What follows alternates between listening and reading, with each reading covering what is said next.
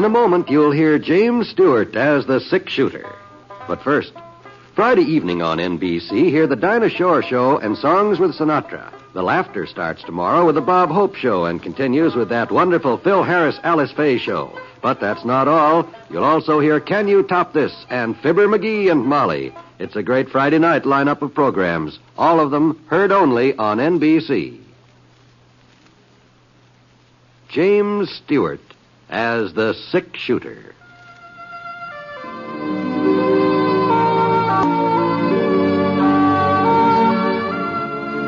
The man in the saddle is angular and long-legged. His skin is sun-dyed brown. The gun in his holster is gray steel and rainbow mother of pearl. Its handle unmarked. People call him both the six-shooter.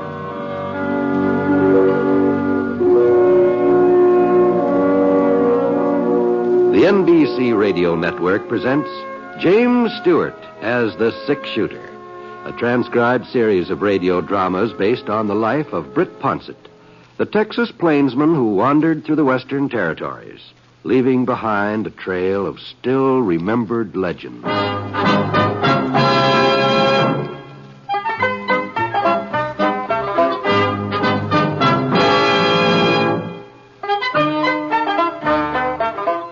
Well, at first I didn't know what I was getting into.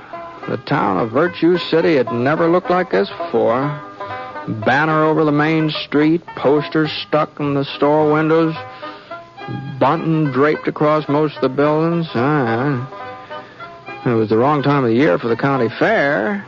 I pulled up the Mansion Hotel and headed into the lobby. Yes, sir? I'd like a room for the night. Well, I guess we can fix you up, mister, if you'll just sign the book. Sure. Oh, by golly, Never mind. I'll blot it up. You just stand back out of the way. I put a new point in that pen this morning, but I guess some people, well... I sure am sorry about that. Yeah. Well, that'll be 50 cents in advance, Mr. Ponset? That's right. Here you go. You're really Britt Ponset? Well, if he ain't, he's sure been fooling a lot of folks for quite a spell. How are you, Britt? Well, Doc Cross. Where'd you come from? I've been sitting there behind that geranium plant. I thought I recognized you when you come in. Oh, I'll be darned. Well, here's your key, Mr. Ponset, number 12. Oh, thanks. Yeah, about that ink blot, I know it wasn't your fault. They just don't make pen points the way they used to. Inferior workmanship. Sure. You in a hurry to go upstairs, Britt? No, not especially. Well, come on over to the window and sit for a spell. We can sort of keep our eye on the street and see what's going on. All right, Doc. Well, you been up to, Britt? Oh, same as usual. I was riding herd over to Smoke Falls for the last 6-7 weeks. Probably go back there in the spring. Uh-huh. Here, just let me get my instrument bag out of the way. Now, there's a place for you. You treating somebody in the hotel? No, not exactly. I sort of make my headquarters here in the hotel nowadays. Well, what happened to your regular office? Oh, I still got it. But, hotel's handier. What with all this fighting and shooting going on so much of the time. Shooting? You ain't heard the news, huh, Britt? No, guess I haven't. Well, you see, Gus Cotton moved into Virtue City a couple of months ago. Gus Cotton? You know who Gus is, Britt, that gunfighter. He used to be part of the McGinnis gang over at Willow Fork. Oh, sure, yeah, I've heard of him. Well, it seems Gus and Tracer McGinnis had sort of a falling out. Gus decided it'd be healthier for him and his kid brother Roy to change residence, so they come over here. And by now, they've just about taken over the whole town. Oh, I just can't believe that Sheriff Davenport would let a thing like that happen, Doc. George Davenport was killed last August, Britt. He was killed? Yeah. No. I reckon it was an accident. At least that's what the inquest said. Well, who's taking his place? There ain't been nobody so far. New sheriff will be elected tomorrow, along with the mayor and the usual town officers. Oh, I see. So that's why the place all fixed up, huh? Election day, Yeah. huh? I was kind of wondering about that. Yeah, it's been a real hot campaign, too. Sheriff part of it, that is. I ain't had so much medical business since the Apaches was moved on to the reservation. Yeah, well, who's running? Ernie Needle. He's one of the candidates. You remember Ernie Brett, the blacksmith? Oh, sure. And there's a good man, too. He'd make a good sheriff, I imagine. Yeah, if he wins. Roy Cotton's running against him, Gus's brother. Oh, I see. Yeah. Of course, in a fair election, Ernie'd win hands down, but Gus Cotton's doing his best to see that it won't be fair. He is, huh? Yeah. Half the voters in town have been bought off. The ones who won't be bought, well, they've been threatened. Why, if anybody even... Britt, maybe you can give us a hand. Huh? I'm sort of chairman of the group that's backing Ernie Needle, the Citizens Committee to Keep Virtue in Virtue City. That's what we call ourselves. I see. Now, Britt, if you could join up with us... Now, hold on, Doc. Now, I'm not a voter in this town. I'm not even a resident. I know, but you've got influence. Lots of influence. And if you... well, Doc, Well, you have lots of influence, Britt.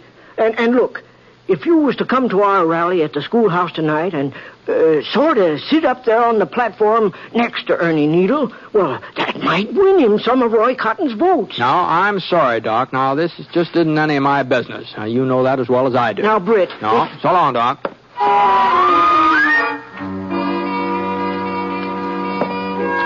Well, I went upstairs to my room. Number 12 was on the north side facing Ernie Needle's blacksmith shop. And it looks like Ernie had closed up for the day. He's probably out politicking somewhere. The room seemed kind of stuffy, so I opened up the window. It sure was warm. Sounded like some more business was heading Doc's way. I leaned out, but I couldn't see anything. The shooting must have been around in front. Oh, well. Yeah? Yeah, come on in. Howdy. Howdy. You're Britt Ponset. That's right. I'm Roy Cotton. Oh? Understand you were having a little chat with Doc Cross just now. Uh-huh. Doc a friend of yours? Yeah, I guess you could say so, Roy. Well, you know it's funny, ain't it, how friends sometimes get a man into trouble? Oh? That's so? Yeah. Yeah. You plan to stay around town for long, Ponset? I hadn't made up my mind yet. Why?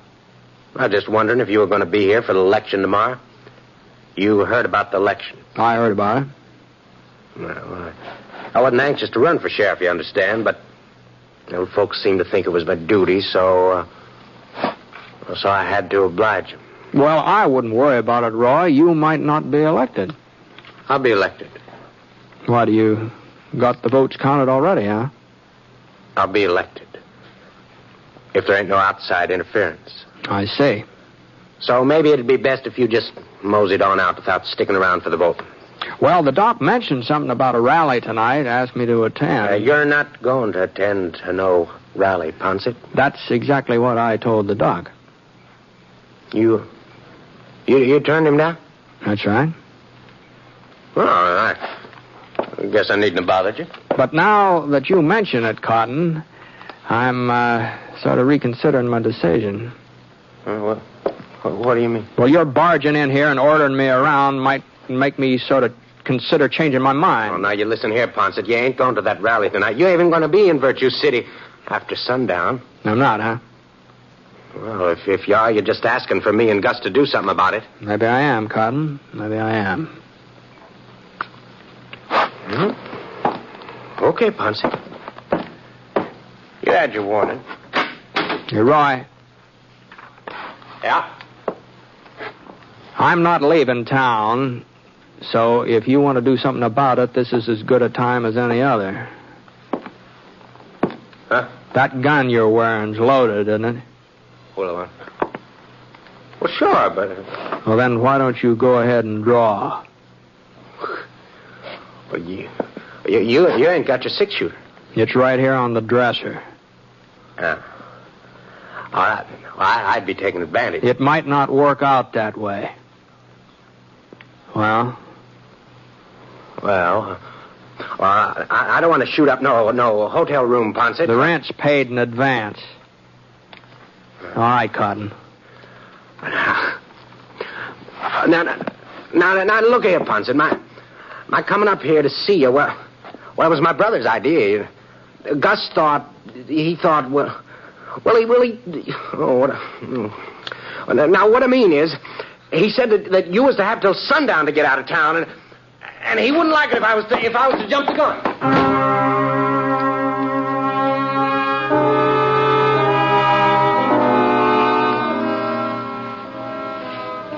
Well, I guess nobody exactly welcomes the idea of being told what he can do and what he can't do.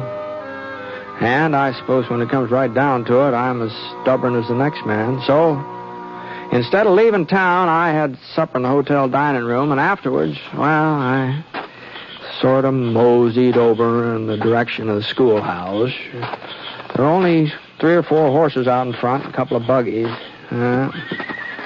Didn't look like the Citizens Committee to keep virtue in Virtue City had drawn much of a crowd. Well, I hadn't really planned on attending the rally. I was going to walk right by and head back to the hotel. But just as I started to move past the school, I spotted Roy Cotton waiting behind a big elm tree across the street.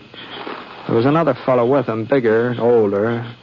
Stood to reason he was Roy's brother, Gus. And it stood to reason that if I left without going inside, they'd figured they'd bluffed me into keeping away. So, the meeting was in the combination 4th, 5th, 6th grade classroom, and Doc Cross was introducing the various candidates when I opened the door. And as candidate for mayor, our good friend Cecil Potter. Oh, yeah. You all know Bo Spitzer, who's running for coroner. And last but far from least, the man who will be responsible for maintaining law and order, Ernie Needle, candidate for sheriff. Now, folks, I guess that's about all, so let's just... Wait a minute. Looks like we got us a visitor. Hey, sirree. Step right up here, Britt. Step right up here. Now, wait a minute, Doc. I didn't mean to interrupt your meeting here. I was just strolling by. Why, you ain't interrupting, Britt. You're a godsend. Folks, listen to me now. Now, quiet down. Quiet down, will you? Now, listen.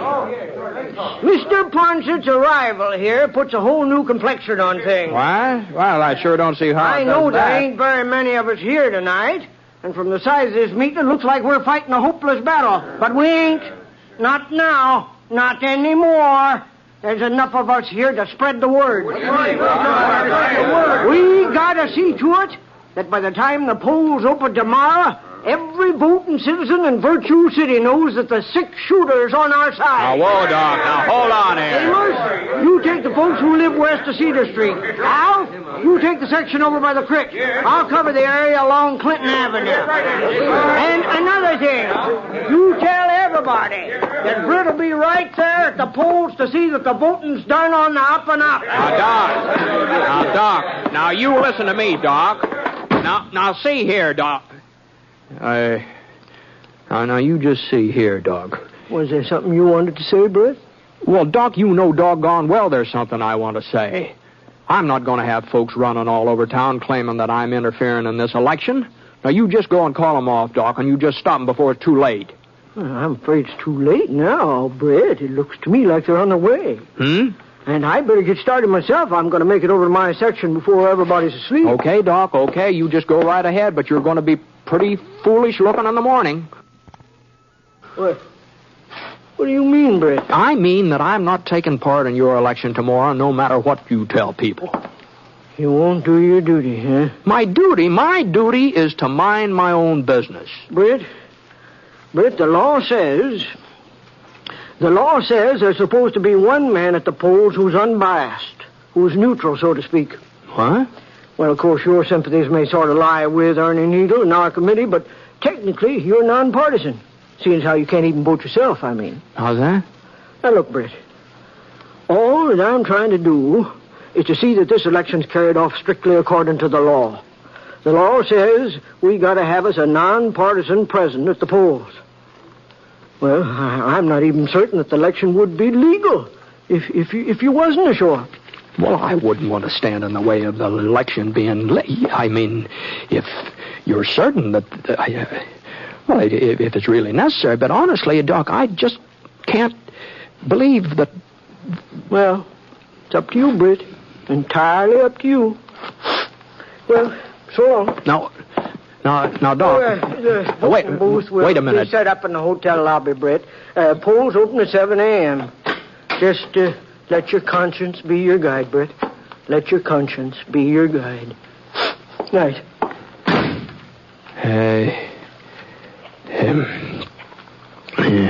Good night.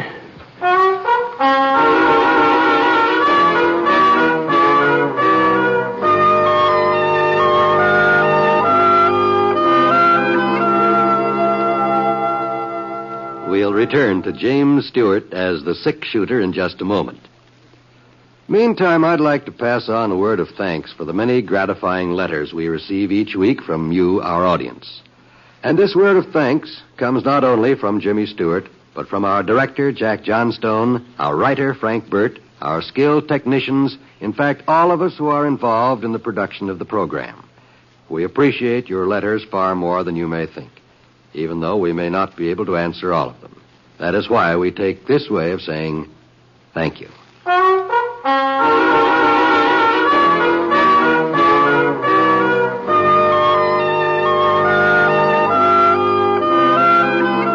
Well, I just couldn't seem to get to sleep that night, and along about 5 a.m. I gave up trying.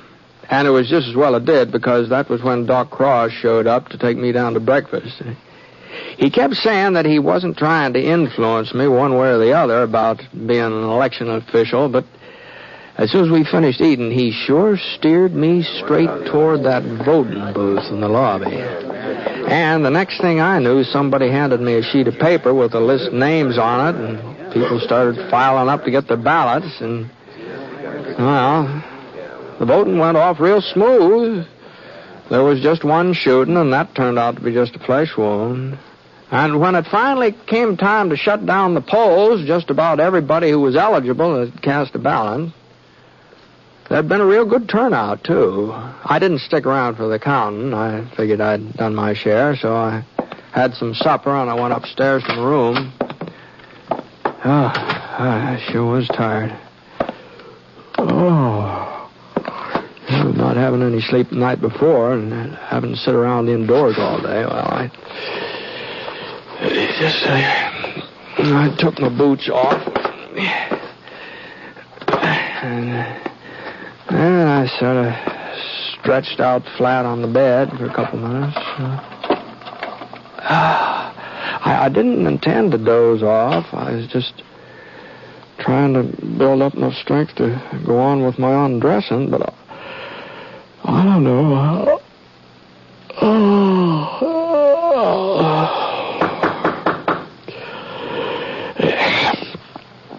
Huh? What the Sam hell is it? Oh, yeah. Oh, is that you, Doc? Come in. Oh, what can I do for you? We just finished counting the votes, Jeff Perkins and me. Evening, Mr. Ponset. Oh, howdy, Jeff. Well, how'd the election turn out? It's kind of hard to say, Britt. Well, now, come on, Doc. Did Ernie win, or didn't he? Well, no, Britt. No, he didn't win. Oh. But it could have been worse. It could have been lots worse. I see. It was close, huh? Oh, I wouldn't exactly call it close, Mr. Ponset. Uh-huh. Well, suppose you just give me the figures, huh, Doc? Well, in the race for sheriff, we figured that was the most important contest. Yeah? Ernie Needle got 7 votes.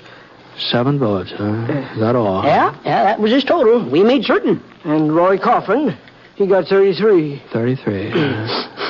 Well, I'm sorry, Doc, but I guess if the people want Roy for their sheriff, they're entitled to have him. Yes. I'd say folks are entitled to whoever they want. Well, I have to admit, I'm kind of surprised, though. I thought Ernie'd do better than that. By the way folks were voting, I just thought that he... Now, just hold on a minute here, Doc. There's something funny here. Huh? Now, you said Ernie got 7 and Roy Coffin 33. Yeah, that's right. Oh, that's 33 and 7. That only makes 40 votes. Why, there must have been twice that many votes cast. 101, you know. 101? Well, that means there are about 60 ballots you haven't accounted for. 61, to be exact, Britt. Yeah? That's how many you got. That's how many I got. That's how many who got? Britt, it gives me great pleasure to announce that you've just been elected sheriff of Virtue City by a landslide. Congratulations. Now, hold on here, Doc. What do you mean? Mr. Ponset, it's the greatest write-in campaign in the history of this here town. Yes, sir, Britt. What? Well, I can't believe this couldn't be true. It's just plain foolishness. The people have spoken. Doc Cross, if you had something to do with it was this... a spontaneous movement, purely spontaneous. Well, whatever it is, you know doggone well I won't take the job of sheriff. I don't even live here. We just checked the Virtue City Incorporation papers. It must have been an oversight, but they don't say a word about town officials having to be residents. Well, if you've got the idea I'm accepting this office, you're just mistaken. Even if this election is legal. Oh, it was legal, all right. It was legal. And as of right now, you are the legally elected sheriff. All right. Then I resign. Yeah, I sort of thought you might feel that way, so I did a little more checking. And according to the town laws, you've got to submit your resignation in writing to the mayor, and he's got to approve it. But we don't have a new mayor yet. Not until you get sworn in. Now, hold on a minute, Doc. It was the office of sheriff that I got elected to, remember? You told right, me. Mr. Ponset. It seems the voters kind of got in the habit of writing in your name and well, You don't mean they elect me mayor, too? You had a 2-to-1 majority. You don't mean... What? Yep. You didn't do so good for coroner, though. Bogue Spitzer beat you out by 4 votes. But don't feel too bad about it, Britt. Bogue's a real popular man. Well, I just don't know what to say. Well, this is the most outlandish thing I've ever heard of. It is mighty unusual. I'll agree with you there. Unusual? It's ridiculous. Well, I can tell you I've got no more intention of being mayor than I have of being sheriff. I don't blame you, Britt. Britt, I don't blame you. About the mayor part, that is. As a matter of fact, you couldn't hold both jobs if you wanted to. There's a town ordinance against it. I don't care if the... What'd you say? Yes, sir. One man can't hold both jobs. Well, that's something. But like I said, your resigning the sheriff's position is kind of complicated, you see. Not only have we got the problem of who's going to accept the resignation... I'm the mayor. I'll accept it myself. Well, even so, according to our statutes, when the sheriff resigns or retires, the job goes to the man who got the second highest number of votes. Oh, you mean Roy Coffin would take over my place? That's the gist of it, Mr. Ponset. So you see the spot you'd be putting us in, Britt. Besides, Mr. Ponset, the people elected you, and they're entitled to have you. You said so yourself. When I said that, I didn't have any idea that this... Well, now, look here. There's got to be some way out of this situation. Ernie Needle's the man this town needs for sheriff, and he ought to have the job. Isn't that what you wanted? Well, maybe so, but... Well, I just don't see how we can work it out so he gets it. Oh, well, it's getting late. I guess you'll need your sleep. Probably have a big day tomorrow, what with all the swearing-in ceremony. Now, don't run off, Doc. Now, this isn't settled yet. Oh, like as not, things will settle themselves. They usually do. Good night, Mr. Ponset. By the way, Britt, I'll just leave your star here on the dresser. There's a little rust on the point where the plating's wore off, but good polish and they'll take care of it.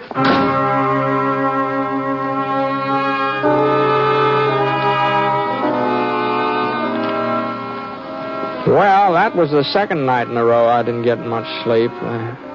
First thing in the morning, as soon as I figured it was time for the town hall to open, I headed down there and I did a little hunting through the legal code myself.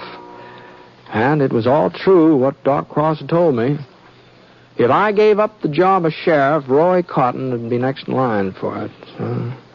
Well, about 9 o'clock, a delegation headed by Doc Cross came in to make the preparations for the swearing-in ceremony. And I told them that the ceremonies just have to be postponed until I had a talk with the Cotton brothers. They were living in the old Peterson place on Flower Street. You've got your nerve coming around here, Ponset. If you figure on making a name for yourself as sheriff by arresting us, you better do some more figuring. Arresting you? You mean you boys have done something illegal? No, he never said that. Well, putting you under arrest was the farthest thing from my mind. Of course, if you think I should. And just what is it you do want, Ponset? Well, the fact of the matter is, it's my understanding that Roy here would inherit the sheriff's job if if anything happened that I wasn't able to go on. That's right, Ponset. And like as not, something will happen, too. Uh-huh. Well, I was just thinking that under those circumstances, it might be a good idea for Roy to get all the experience he can while I'm around to show him the ropes. You want me to work with you? Well, I don't see why not. Come to think of it, I could use you both as deputies. Deputies? Yeah. Yeah, that'll save me getting the whole big posse together. I think the three of us ought to be able to handle the McGinnis gang. McGinnis? Tracer McGinnis. You heard about him, haven't you? Oh, that's right. You all used to be sort of friendly, didn't you? Before you had that falling out with him, that is. Gus? You don't mean Tracer McGinnis is heading this way? Oh, it's probably just another false rumor, but there's probably not a word of truth to it. Yeah, but why'd he be coming in here, Gus? Unless he's after us again. Yeah. Well, now, if you fellows would just hold up your hands, I'll give you the oath. No, wait a minute, Ponset. Maybe it'd be better if you was to take out more of a posse. Oh, now, Gus. Like as not, Tracer won't be bringing his whole gang. Maybe only 10 or 12 of them. All right, now, boys, you hold up your hands. I ain't going to mix it up with Tracer McGinnis, Ponset.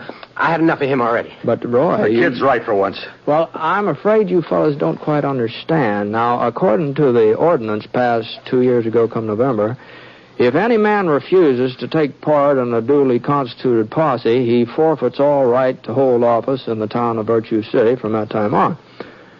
That'd mean that you couldn't be sheriff, Roy.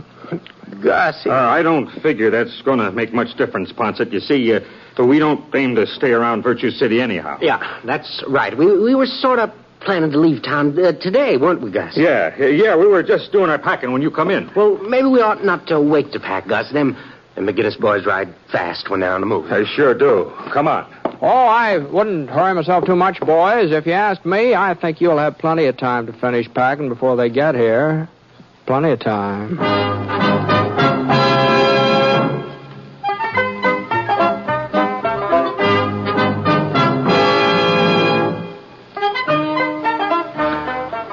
Well, as things worked out, they needn't have heard it all. As far as I know, Tracer McGinnis never did show up in Virtue City. Of course, Ernie Needle became sheriff that very same day, right after I resigned. And I guess he hasn't had too much trouble keeping folks in line. You see, the Cotton brothers haven't been heard of since they beat it out of town. It just goes to show you, a person really shouldn't believe in rumors. It's funny the way they get started, isn't it?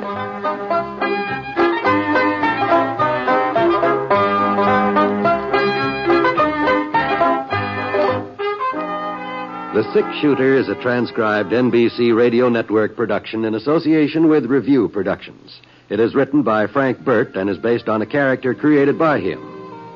Mr. Stewart may currently be seen in the Universal International picture The Glenn Miller Story. Others in the cast were Carlton Young, Dal McKennon, Paul Richards, Frank Gerstle, and Junius Matthews. Special music for this program was by Basil Adlam, and the entire production is under the direction of Jack Johnstone. All characters and incidents were fictitious, and any resemblance to actual characters or incidents is purely coincidental. This is John Wall speaking.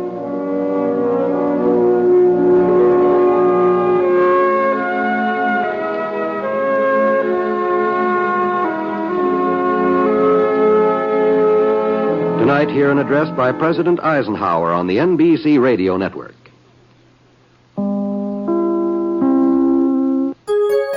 VintageRadioshows.com